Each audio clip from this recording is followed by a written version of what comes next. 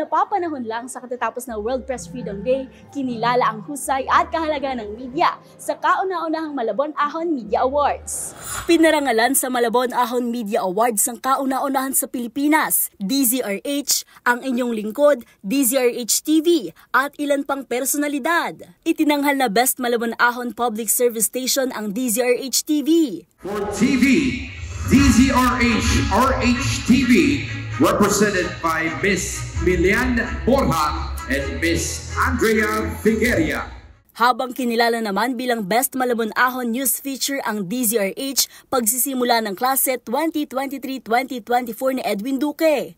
For radio, Brigada Eskwela, DZRH RH-TV, pagsisimula ng klase 2023-2024 ni Ginoong Edwin Duque. Ang nasabing pagkilala sa mga alagad ng media ay bahagi ng Gabi ng Pasasalamat 2024 ng Malabon City. Ito ay nakabatay sa boto ng mga estudyante mula sa City of Malabon University at sa naging ambag ng media sa pagpapaunlad ng kanilang komunidad. Media and journalism, sila ay mga individuals at organizations na walang sawang nagtatrabaho upang manatiling maalam ang ating mga mamayan sa pamamagitan ng media. Your accomplishments today are a testament to the habits of excellence you have cultivated day in and day out.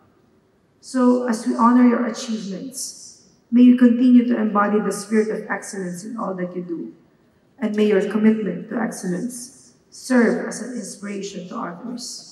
Kabilang din sa kinilala sa seremonya ay ang mga Malabueno na nagkaroon ng malaking gampanin, gaya ng Epifanio de los Santos Gawad Parangal, Tourism Special Awards, Business Partners Awards, at LGU Partners Service Awards. Mula po sa DZRH TV, taus-puso po kami nagpapasalamat sa inyong pagkilala.